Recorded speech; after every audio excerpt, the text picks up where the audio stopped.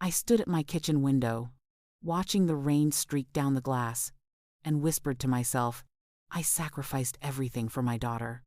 But she doesn't know what I did to protect her. This is the story of how a mother's love can cost everything, and sometimes that's exactly what it's worth. Please let me know in the comments where you're watching this video from. I love seeing how far these stories travel. My name is Clara, and I'm 68 years old. For most of my life, I thought I understood what sacrifice meant. I thought it was working double shifts to pay for my daughter's college tuition, or giving up my dream vacation to buy her a wedding dress. But real sacrifice, the kind that changes you forever, came much later than I expected. It started with a phone call on a Tuesday morning in March. I was in my garden, tending to the roses that my late husband had planted 20 years ago, when my phone rang. The caller ID showed my daughter Sarah's name, but when I answered, all I could hear was sobbing. "Mom," she managed to say between gasps, "I need you. Something terrible has happened. Can you come to my office right away?" I dropped my gardening gloves and drove across town to the financial planning firm where Sarah worked as a senior advisor. She had built a successful career there over 15 years, managing investments for wealthy clients and earning a reputation as one of the most trusted advisors in the city. When I arrived, I found her in her office with the door closed, mascara streaked down her cheeks, and her hands shaking as she tried to explain what had happened. "Mom, I made a mistake," she said, her voice barely above a whisper. "A terrible, terrible mistake. And now I don't know what to do." Sarah had always been careful with money, methodical and precise in everything she did. Even as a child, she would count her allowance twice and keep meticulous records of every penny she spent. So when she told me what had happened, I could barely believe it. 3 months earlier, one of her biggest clients, an elderly man named Mr. Patterson, had asked her to make some aggressive investments with his retirement fund.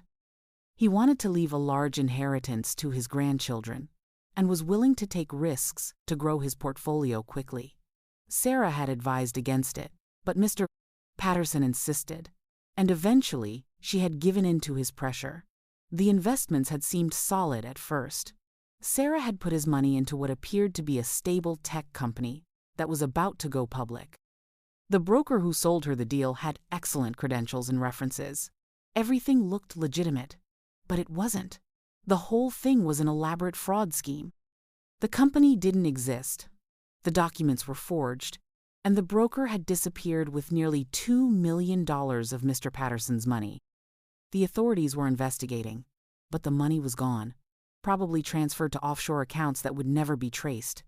"Mr. Patterson trusted me," Sarah said, crying again. "He trusted me with his life savings, money he needed for his medical care and his grandchildren's education. And I lost it all because I didn't do enough research, because I let him pressure me into making investments I should have refused. I held my daughter while she cried, feeling her pain as if it were my own. But I also felt something else, a growing dread, as I began to understand the full implications of what had happened. "What does this mean for you?" I asked gently. "What happens now?"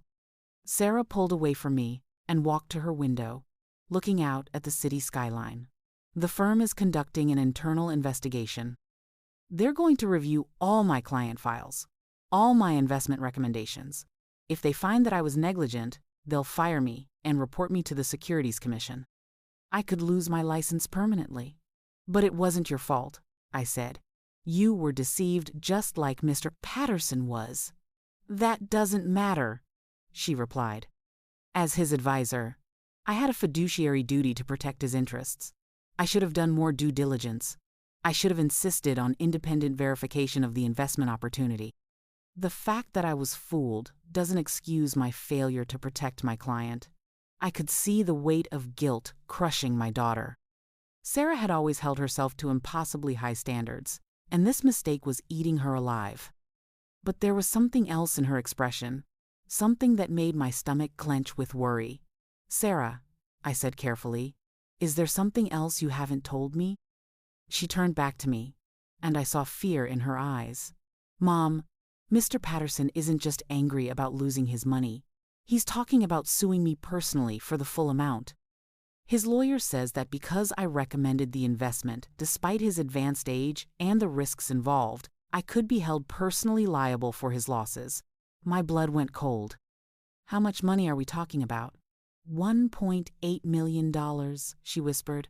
Mom, I don't have that kind of money. My house is worth maybe $400,000, and I have some savings, but nothing close to what he's demanding. If he wins this lawsuit, I'll lose everything. My house, my career, my reputation. I'll have to declare bankruptcy. And even then, I might still owe money I can never pay back. I sat down heavily in the chair across from her desk. Sarah had worked so hard to build her life. She had a beautiful home in a good neighborhood, a successful career she loved, and was engaged to a wonderful man named David, who adored her. The thought of losing all of that because of one mistake, one moment of poor judgment, was unbearable. Have you talked to David about this? I asked. Sarah shook her head. I can't. We're supposed to get married in 6 months. How can I tell him that I might lose everything, that I might drag him down with me? He deserves better than that. Sarah, he loves you. He would want to help you through this. With what?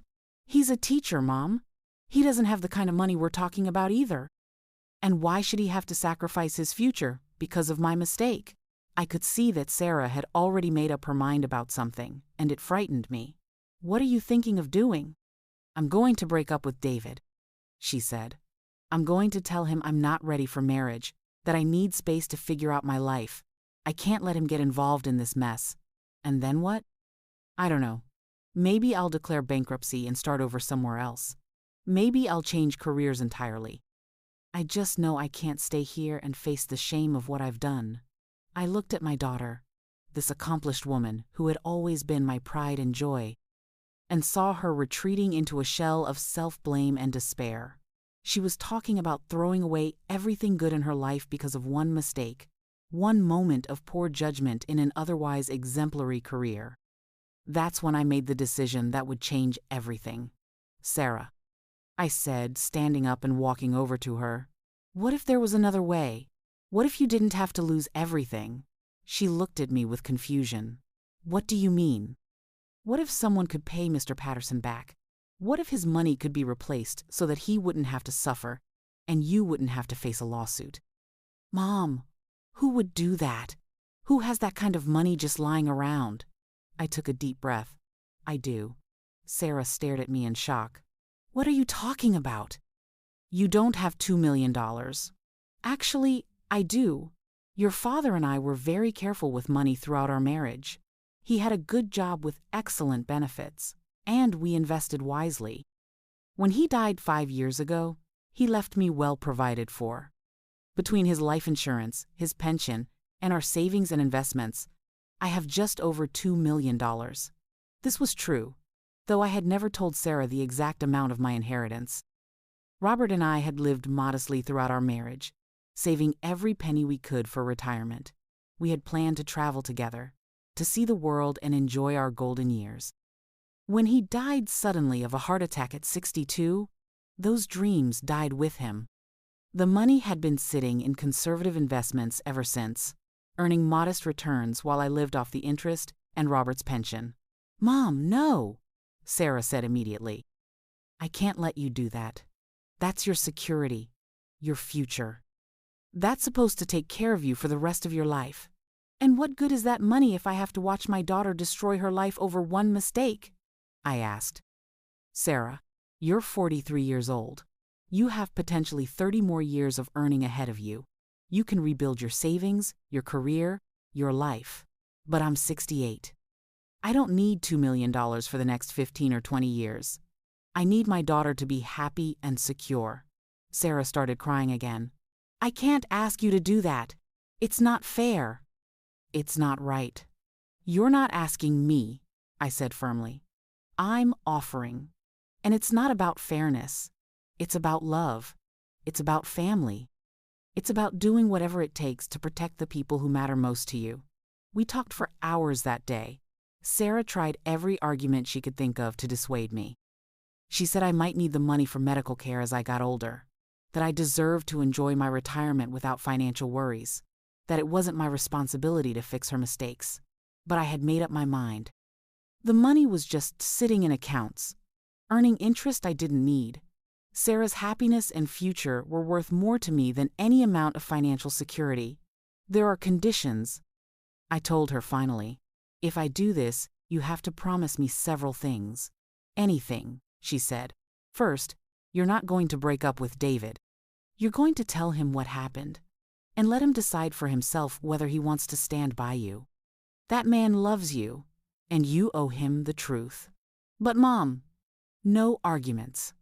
Second, you're going to fight to keep your job and your license. This was one mistake in a 15-year career. Don't throw away everything you've worked for because of one bad investment. What if they fire me anyway? Then you'll find another job in the industry. Or you'll start your own firm. But you don't give up on a career you love because of one setback. Sarah nodded reluctantly. What's the third condition? You never tell anyone where the money came from. As far as Mr. Patterson and his lawyers are concerned, you had a wealthy relative who left you an inheritance, or you had investments they didn't know about. No one can ever know that I paid this debt for you.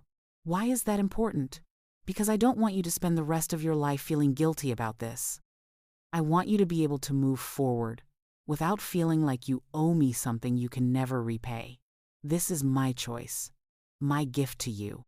I don't want it to become a burden you carry forever. Sarah was quiet for a long time, thinking about everything I had said. Finally, she looked up at me with tears in her eyes. Are you sure about this, Mom?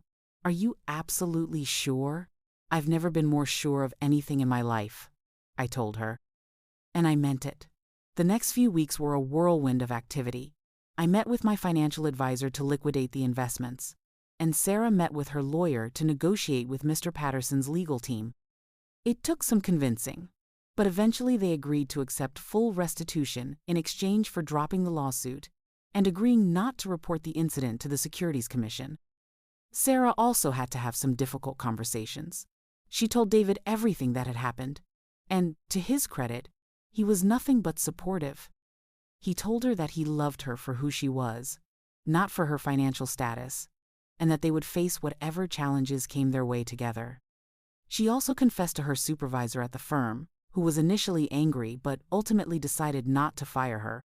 Sarah's track record over 15 years was exemplary, and this was clearly an aberration rather than a pattern of poor judgment. She received a formal reprimand and was required to take additional training in fraud detection and due diligence. But she kept her job and her license. Within a month, Mr. Patterson had his money back, the investigation was closed, and Sarah's life was back on track. To the outside world, it looked like she had weathered a difficult situation and emerged stronger than ever. Only she and I knew what it had really cost. The financial impact on me was immediate and dramatic. My monthly income dropped by more than half overnight. I had been living comfortably on the interest and dividends from my investments, but now I had to rely primarily on Social Security and Robert's reduced pension. I had to make significant changes to my lifestyle. I sold my car and started taking public transportation. I canceled my cable, television, and internet service, relying on the library for entertainment and communication. I stopped eating out at restaurants and began shopping only for necessities at discount stores. I started growing more of my own food in the garden and learned to repair things myself instead of hiring professionals. But the hardest part wasn't the financial constraints. It was keeping the secret from Sarah. In the months following the settlement, I watched my daughter's life return to normal and even improve. She threw herself into her work with renewed dedication, building an even stronger reputation as a careful and ethical advisor. She and David moved forward with their wedding plans, eventually having a beautiful ceremony that I helped pay for with some of my remaining savings. She seemed happier and more confident than ever, having learned from her mistake and grown stronger because of it. Meanwhile, I was struggling in ways I couldn't share with anyone. The stress of living on such a reduced income was taking a toll on my health. I was losing weight because I was trying to save money on groceries. I was neglecting maintenance on my house because I couldn't afford to hire contractors. I was becoming increasingly isolated because I couldn't afford to participate in the social activities I had enjoyed with my friends. But every time Sarah visited me, I put on a brave face and told her everything was fine. She would ask about my finances occasionally, and I would assure her that I was comfortable and well provided for. I became an expert at deflecting her questions and changing the subject to her life and career. 2 years passed this way. Sarah and David bought a house together and started talking about having children. Sarah's career continued to flourish, and she was promoted to senior partner at her firm. She was thriving in every way, and I was genuinely happy for her success. But I was also getting increasingly worried about my own situation. My health was deteriorating from the stress and poor nutrition. I had developed high blood pressure and was having trouble sleeping. I was behind on several bills and was considering taking out a reverse mortgage on my house to generate some additional income. One evening, Sarah called to invite me to dinner at her new house. She said she wanted to cook for me and show off the renovations they had made. I almost declined because I was embarrassed about my appearance. I had lost so much weight that my clothes hung loose on my frame, and I couldn't afford to buy new ones. But I missed spending time with my daughter, so I agreed to go. The dinner was lovely. Sarah had prepared all my favorite foods, and David was charming and attentive as always. Their house was beautiful, decorated with expensive furniture and artwork. They seemed so happy and prosperous, and I was proud of how well they were doing. But as the evening progressed, I noticed Sarah watching me with a concerned expression. She kept asking if I was feeling well, if I was eating enough, if I needed anything. I deflected her questions as usual, but I could see that she wasn't entirely convinced by my reassurances. After dinner, while David was cleaning up in the kitchen, Sarah sat down next to me on the couch. "Mom," she said gently, "I need to ask you something, and I want you to be honest with me." My heart started racing. I was afraid she had figured out what I had done, and I wasn't ready for that conversation. "What is it, sweetheart? Are you having financial problems?" she asked. "You look like you've lost weight, and you seem, I don't know, stressed. Are you okay?" I forced a smile. "I'm fine, Sarah. Just getting older, you know. My appetite isn't what it used to be. Mom, please don't lie to me. I know you too well." "Something is wrong, and I want to help." I stood up abruptly, trying to end the conversation. "There's nothing wrong. I'm managing just fine on my own." But as I stood up, I felt dizzy and had to grab the arm of the couch to steady myself. Sarah was at my side immediately, helping me sit back down. "Mom, when was the last time you saw a doctor? When was the last time you had a good meal?" I started crying then, unable to keep up the pretense any longer. The stress of the past 2 years, the constant worry about money, the isolation and fear, it all came pouring out. Sarah held me while I sobbed, and gradually the whole story emerged.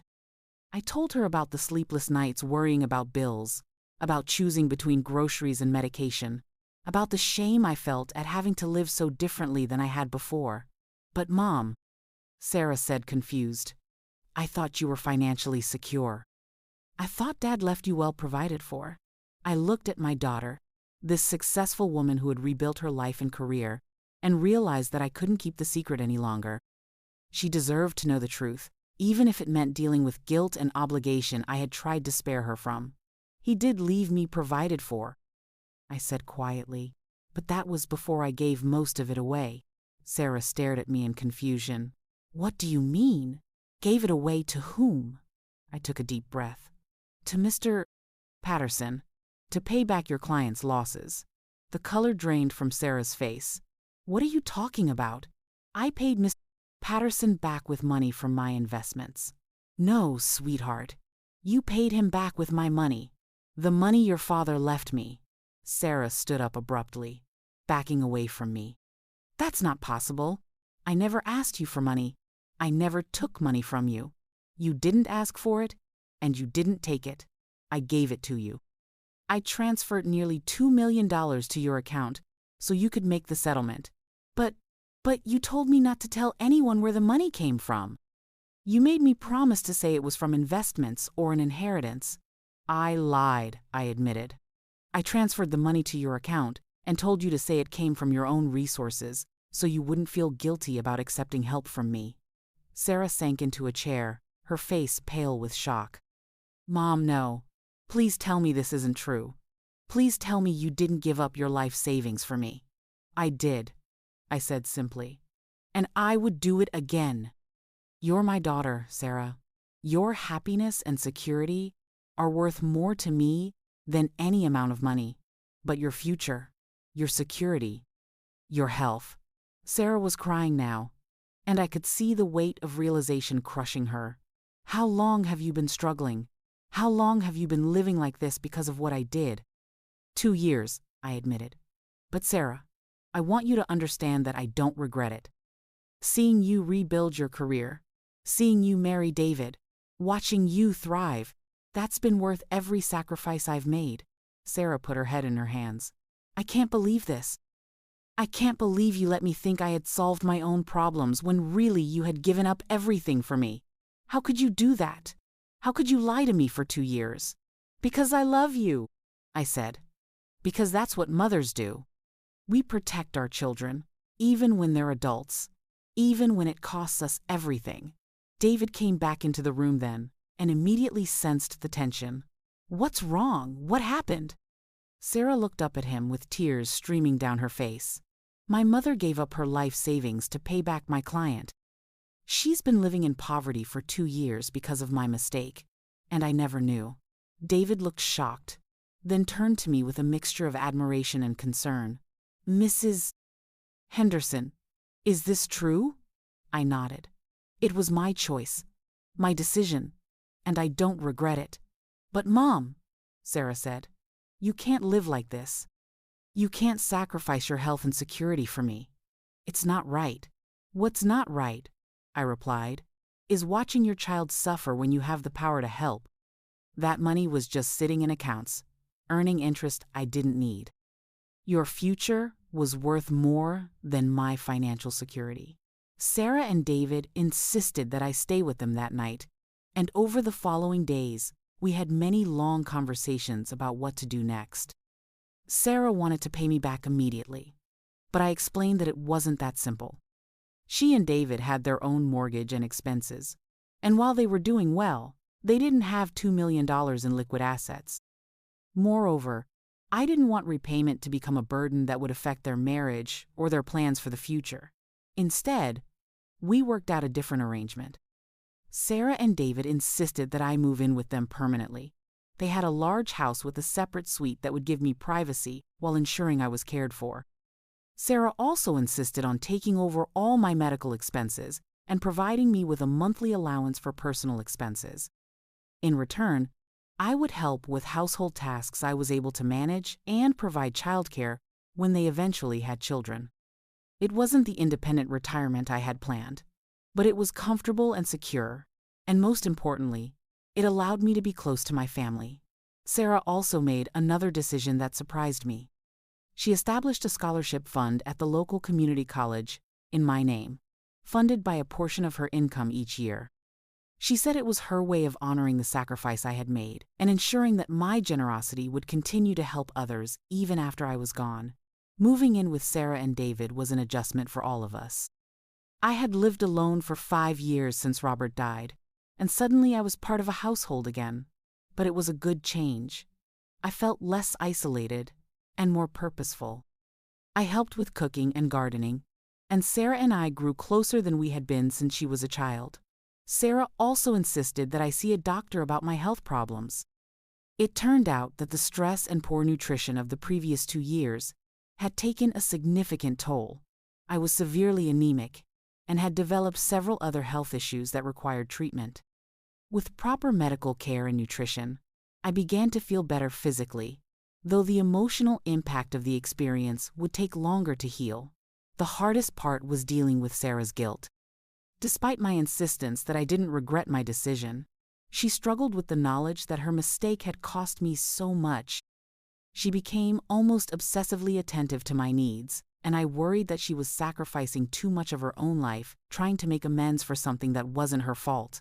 "Sarah," I told her one day, "you have to stop punishing yourself for this. I made a choice to help you because I love you. If you spend the rest of your life feeling guilty about it, then my sacrifice was meaningless. But Mom, you gave up everything for me. Your independence, your security, your plans for retirement, everything." "I gave up money," I corrected her. "I didn't give up everything. I still have my health, my family, my home with you and David. I still have the satisfaction of knowing that I was able to help my daughter when she needed it most. Those things are worth more than any amount of money in the bank." Gradually, Sarah began to accept what had happened and focus on moving forward rather than dwelling on the past. She threw herself into her work with even more dedication, partly as a way of honoring the sacrifice I had made. She also became much more involved in charitable work, volunteering with organizations that help people in financial distress. A year after I moved in with them, Sarah and David welcomed their first child, a beautiful baby girl they named Clara after me. Holding my granddaughter for the first time, seeing the joy on my daughter's face, I knew with certainty that every sacrifice I had made had been worth it. This precious child might never have existed if Sarah had destroyed her life over one mistake. The marriage that created her might never have happened if Sarah had pushed David away out of shame and fear. Looking back now, 3 years after I made the decision to give up my life savings for my daughter, I can honestly say I have no regrets. The money is gone, and I'll never get it back. My retirement looks nothing like what Robert and I had planned, but my daughter is thriving. My son-in-law treats me like his own mother, and I have a beautiful granddaughter who lights up my life every day. Sarah has also made sure that my sacrifice wasn't forgotten. She's established a foundation that helps other families facing financial crises, and she frequently speaks to professional groups about the importance of supporting employees who make honest mistakes. She's turned her experience into something positive that helps others, which gives meaning to everything we went through. People sometimes ask me if I would make the same choice again, knowing what I know now about the cost. The answer is always yes. The bond between a mother and child isn't measured in dollars and cents. It's measured in love, sacrifice, and the willingness to do whatever it takes to protect the people who matter most to you. I lost my financial security, but I gained something even more valuable: the knowledge that when my daughter needed me most, I was able to be there for her completely. I gave her the chance to rebuild her life, to keep her career, to marry the man she loved, and to start a family of her own. That's worth more than any amount of money could ever be. Sarah often tells me that she's spending the rest of her life trying to live up to the sacrifice I made for her. But the truth is, she doesn't need to live up to anything. She just needs to be happy, to love her family, and to know that she is loved unconditionally in return. That's all any parent really wants for their child. The money I gave up was my husband's legacy, the result of a lifetime of hard work and careful saving. But passing it on to my daughter when she needed it most was the best investment I ever made. It didn't earn interest in a bank account, but it earned something much more valuable: my daughter's future, my granddaughter's existence, and the knowledge that love is the most powerful force in the world. As I watch Sarah playing with little Clara in the garden behind their house, I think about all the ways this story could have ended differently. Sarah could have lost her career, her fiancé, her self-respect. She could have spent years paying back debt she couldn't afford, or declared bankruptcy and started over with nothing. Instead, she's successful, happy, and secure, with a beautiful family and a bright future ahead of her. That transformation didn't happen by accident. It happened because sometimes love requires us to give up everything we have for the people we care about most. It happened because sometimes the greatest investment you can make isn't in stocks or bonds or real estate, but in the dreams and futures of the people you love. My daughter doesn't know that I still sometimes lie awake at night, worrying about money, or that I sometimes miss the independence I gave up. But she also doesn't need to know those things. The burden of this sacrifice is mine to carry, and I carry it gladly because the alternative, watching my daughter destroy her life over one mistake, was unthinkable. This is what it means to be a parent. To love someone so much that their happiness matters more than your own comfort. Their future matters more than your security. Their peace of mind matters more than your pride. It's not always easy, and it doesn't always make sense to other people. But it's the most natural thing in the world when it's your child who needs help. So to anyone watching this who has ever wondered what they would do to protect their family, I can tell you that you're capable of more sacrifice than you think. Love has a way of making the impossible seem not just possible but necessary. When the people you care about most are in trouble, you find strength and resources you didn't know you had. You find ways to give even when you think you have nothing left to give.